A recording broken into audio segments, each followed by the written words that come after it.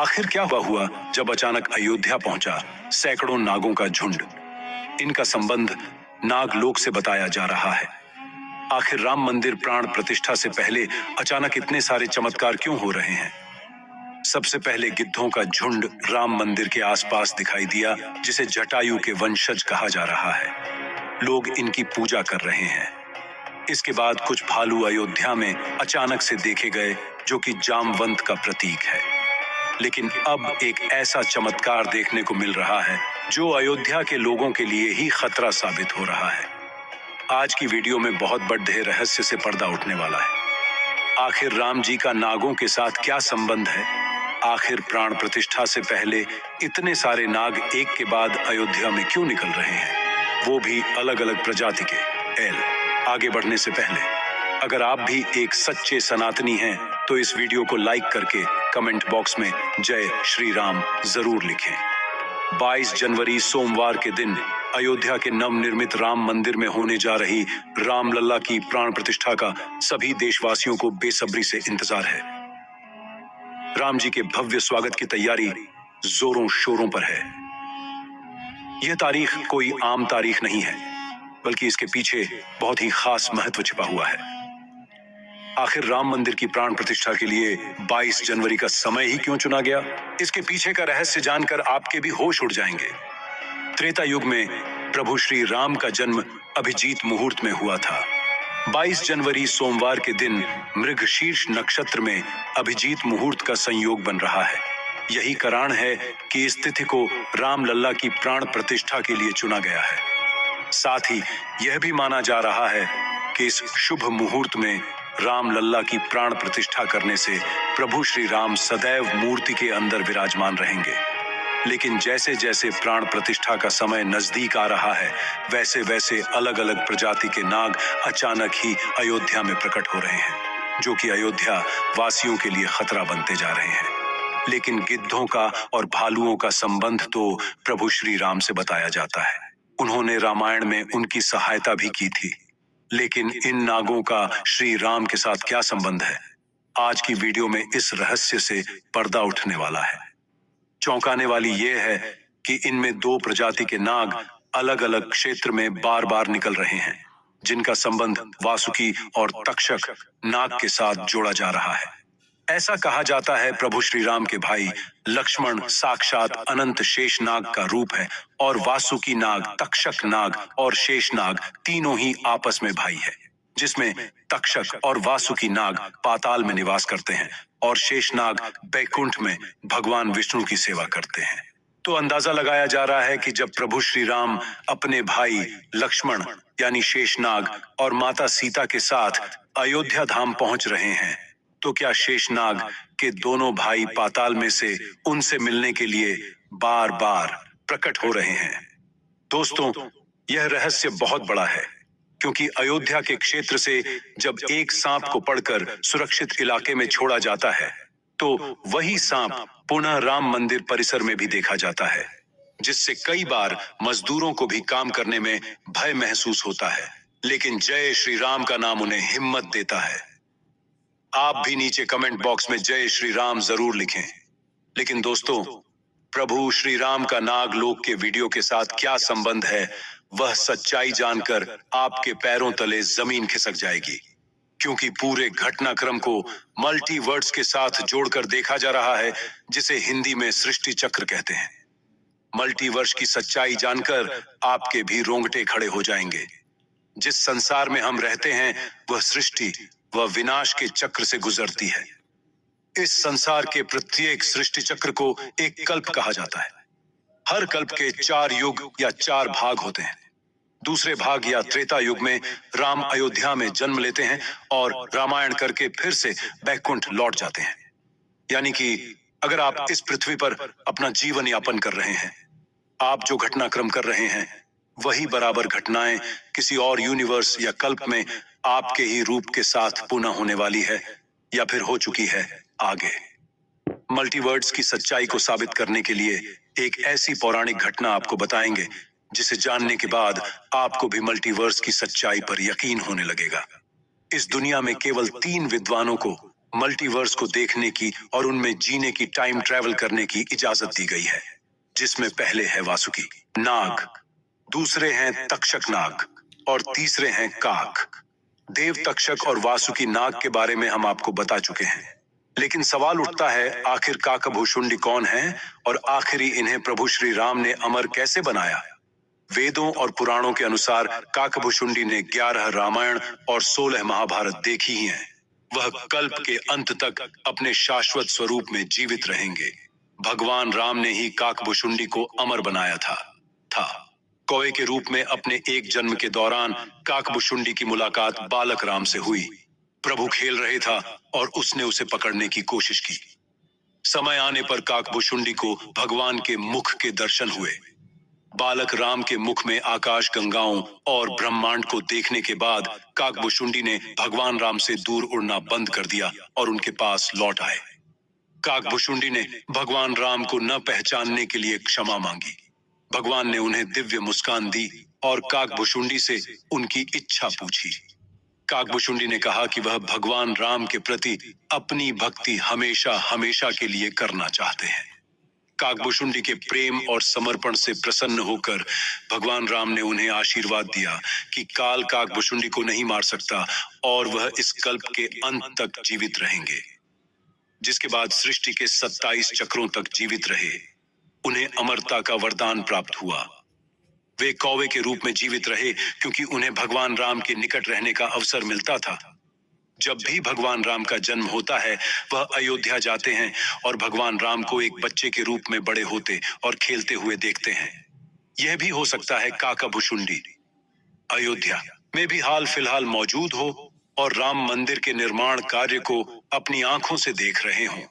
यानी कि यह तीनों विद्वान अपनी मर्जी से किसी विकल्प यानी यूनिवर्स में जा सकते हैं, टाइम ट्रैवल कर सकते हैं और अयोध्या में अचानक से नागों का पाया जाना, वह भी राम मंदिर।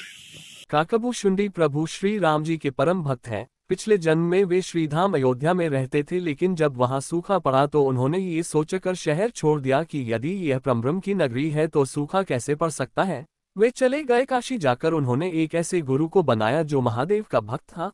काकभुशुंडी को प्रभु श्री राम और काशी में रहने वाले उनके भक्तों से नफरत हो गई थी और जब भी वह प्रभु श्री राम के किसी भी भक्त को देखते थे तो उनके साथ दुर्व्यवहार करते थे। उनके गुरु ने उन्हें बताया कि यह परमब्रह्म के भक्तों के साथ दुर्व्यवहार करना अच्छा नहीं है, लेकिन वह अहंकार में डूबा हुआ था और उसने अपने गुरु की सलाह की उपेक्षा की। एक बार वह एक शिव मंदिर में महादेव का जाप कर रहा था और जब उसके गुरु ने प्रवेश किया तो उसने उन्हें देखा, लेकिन जब छोड़कर प्रणाम करने के बजाय अपने गुरु के प्रति उसने अपनी आंखें बंद कर ली और उन्हें नजरअंदाज कर दिया। ये कृत्य जगतगुरु भोलेनाथ को सहन नहीं हुआ और मंदिर में आकाशवाणी हुई कि तुम्हारे गुरु यहाँ हैं और तुम नाग की तरह बैठे हो। मैं तुम्हें श्राप देता हूँ कि तुम्हें 1000 लेने होंगे। छोटे कीड़ों के रूप में जन्म। गुरु बहुत दयालु थे और उन्होंने महादेव से फिर से प्रकट होने का अनुरोध किया। गुरु के अनुरोध पर महादेव प्रकट हुए और गुरु ने अपने शिष्य के व्यवहार के लिए माफी मांगी। ये देखकर महादेव ने उन्हें आशीर्वाद दिया कि मैं अपना श्राप वापस नहीं ले सकता, लेकिन तुम वापस आ जाओगे। आपके पास विकल्प है कि उस विशेष शरीर को कब छोड़ना है और ऐसा करने पर आपको कोई दर्द महसूस नहीं होगा और अंतिम जन्म में आप श्री धाम अयोध्या में ब्रह्म के रूप में जन्म लेंगे। श्राप के अनुसार काकभुशुंडी जी ने विभिन्न शरीर धारण किए और जन्म लेते ही उन्हें त्याग दिया और पिछले जन्म में जब वे ब्रह्म के रूप में जन्मे तो उन्होंने वेदों का ज्ञान प्राप्त किया और निर्गुण भगवान के मार्ग का अनुसरण किया और विश्वास की उपेक्षा करते थे। साकार भगवान के एक बार वे लोमस ऋषि के पास गए और पूछा कि भगवान निर्गुण है या साकार, लेकिन लोमस ऋषि द्वारा ये समझाने के बावजूद कि भगवान निर्गुण और साकार दोनों हैं, उन्होंने बार बार लोमस ऋषि के विचारों का अनादर किया। अब लोमस ऋषि क्रोधित हो गए और उन्हें श्राप दिया कि तुम केवल एक पक्ष में विश्वास कर रहे हो, मैं तुम्हें श्राप देता हूं कि तुम ऐसा हो जाओगे। श्राप सफल हुआ और काकभुशुंडी जी कौवे में बदल गए। लेकिन एक अजीब बात थी कि श्राप से दुखी होने के बजाय काकभुशुंडी जी खुशी से नृत्य कर रहे थे और श्राप देने के लिए लोमस ऋषि को धन्यवाद दिया। लोमस ऋषि ने खुशी का कारण पूछा और उन्होंने कहा कि जब मेरे पास मानव का शरीर था तो मैं ऐसा नहीं कर सकता था। प्रभु श्री राम के दिव्य दर्शन के लिए उनके महल में प्रवेश करें, लेकिन अब एक कौवे के रूप में मैं सीधे उनके बगीचे में जाऊंगा और प्रभु राम के साथ खेलूंगा। प्रभु श्री राम उनके साथ खेलते थे, लेकिन एक बार श्री काकभूसुंडी को प्रभु श्री राम जी की पहचान पर संदेह हुआ, क्योंकि उन्होंने परम तत्व को देखा जो अनंत ब्रह्मांडों के स्वामी हैं, रोटी के टुकड़े के लिए रो रहे थे। वह वहां से उड़ गए और उन्होंने जो देखा वह ये था, शिशु पूरे ब्रह्मांड में उनका पीछा कर रहा था, और जब वह थक गया तो वह वापस आया, और जब प्रभु श्री राम जी मुस्कुराए तो वह उनके मुंह में प्रवेश कर गया।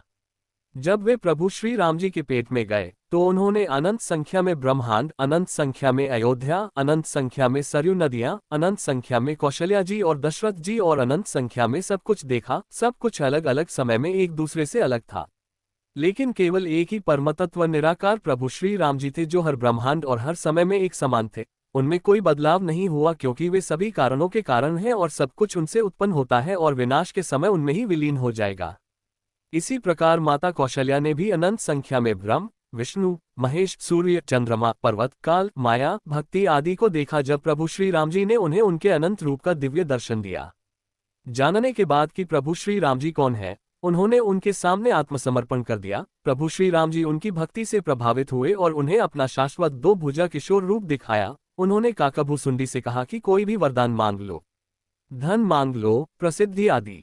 लेकिन काकभूसुंडी जी ने सोचा कि प्रभु उन सभी चीजों का उल्लेख कर रहे हैं जो अस्थायी हैं, और उनकी भक्ति के अनंत आनंद के बारे में कुछ भी नहीं कह रहे हैं जो स्थायी है। इसलिए काकभूसुंडी जी ने चतुराई से उनकी भक्ति मांगी और प्रभु श्री राम जी चतुराई से प्रभावित हुए। वरदान मांगने वाले उनके भक्त को प्रभु श्री राम जी ने उनकी शाश्वत निस्वार्थ भक्ति प्रदान की और उन्हें अमर बना दिया।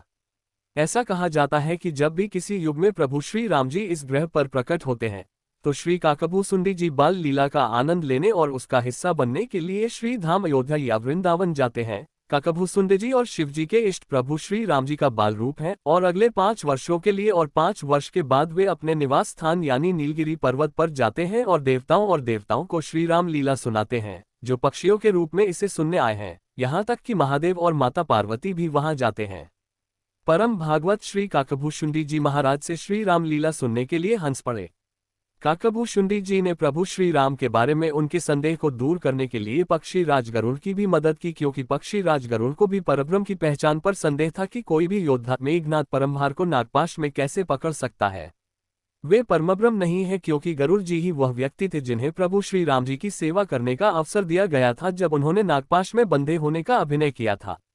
देश भर के राम भक्तों को बस उस पल का इंतजार है जब राम मंदिर में रामलला की प्राण प्रतिष्ठा की जाएगी और भगवान राम के दर्शन हो सकेंगे। इससे पहले गुरुवार 18 जनवरी को गर्भगृह में प्रतिमा को स्थापित किया जा चुका है। रामायण के अनुसार कुश ने ही सर्वप्रथम पत्थरों के खंभों वाले मंदिर का अपने पिता श्री राम की पूज्य जन्मभूमि पर निर्माण करवाया था। वहीं जैन परंपराओं के मुताबिक अयोध्या को राष्ट्रदेव ने फिर से बसाया था। भविष्य पुराण के अनुसार उज्जैन के महाराज विक्रमादित्य ने ईसा पूर्व में एक बार फिर से दूसरी बार उजड़ चुकी अयोध्या का निर्माण करवाया। धार्मिक ग्रंथों के अनुसार उन्होंने अयोध्या में सरयू नदी के लक्ष्मण घाट को आधार बनाकर 360 मंदिरों का निर्माण करवाया था। वे भगवान विष्णु के परम भक्त थे और इसीलिए उन्होंने ही श्री राम जन्मभूमि पर एक भव्य मंदिर का निर्माण करवाया था। हिंदू पक्ष का दावा रहा है कि बाबर से पहले भी 1833 में मुस्लिम आक्रमणकारी सालार मसूद ने जन्मभूमि मंदिर को ध्वस्त कर दिया था। अयोध्या में राम जन्मभूमि मंदिर पर विवाद की कहानी की 1528 से शुरू हुई। हिंदुओं का दावा रहा है कि मुगल आक्रमणकारी बाबर ने उस पवित्र जगह को तोड़कर उस पर मस्जिद का निर्माण करवा दिया था। अयोध्या राम जन्मभूमि बाबरी मस्जिद विवाद पर अपना ऐतिहासिक फैसला देते समय सुप्रीम कोर्ट ने उन सिख ग्रंथों को भी अहम सबूत माना है, जिसके मुताबिक सिख धर्म के संस्थापक गुरु नानक देव जी आक्रमणकारी बाबर के भारत आने से पहले ही भगवान राम की जन्मभूमि के दर्शन के लिए अयोध्या पहुंचे थे। गुरु नानक देव जी 1510 से 1511 के बीच अयोध्या आए थे, जबकि बाबरी मस्जिद 1528 में बनाई गई थी। इतिहासकारों के अनुसार वहां पर बाबर के कहने पर उसके एक सूबेदार ने मस्जिद का निर्माण करवाया था। 23 दिसंबर 1939 को राम जन्मभूमि मंदिर के इतिहास में एक बार से जबरदस्त मोड़ आ गया। उस दिन रामलला की प्रतिमा मस्जिद के अंदर अचानक से विराजमान पाई गई। ये विवाद इतना बढ़ा कि आखिरकार तत्कालीन सरकार उस ढांचे को विवादित मानकर उस पर ताला लगवा देना पड़ा। ढांचे के अंदर नमाज रुक गई, लेकिन बाहर राम चबूतरे और परिसर के बाकी हिस्सों में पूजा अर्चना निरंतर चलती रही। 6 दिसंबर 1992 को अयोध्या में राम जन्मभूमि आंदोलन से जुड़े लाखों कार सेवक जुटे थे। उन्होंने ही उस विवादित ढांचे को ध्वस्त कर दिया। भगवान राम लल्ला ढांचे से निकलकर अस्थाई टेंट में आ गए। यानी कि राम मंदिर का इतिहास बहुत बड़ा है, कई लोगों के संघर्ष की कहानी है और कई कार सेवकों के बलिदान का प्रतीक है। भले ही हम इस संघर्ष में भाग नहीं ले सके, लेकिन यह हमारा सौभाग्य है कि हम राम मंदिर को बनता हुआ अपनी आंखों से देख रहे हैं। अगर आज की ये खास वीडियो आपको पसंद आई है तो सच्चे सनातनी इस वीडियो को लाइक कर दोस्तों सब्सक्राइब कर ले और अपने दोस्तों में जरूर शेयर करें। यदि आप सच्चे राम भक्त हैं नीचे कमेंट बॉक्स में जरूर लिख दे जय श्री राम। आशा करते हैं यह वीडियो आप सभी को जरूर पसंद आए है। मिलते हैं अगले वीडियो में नई जानकारी के साथ। जय श्री राम, जय हनुमान।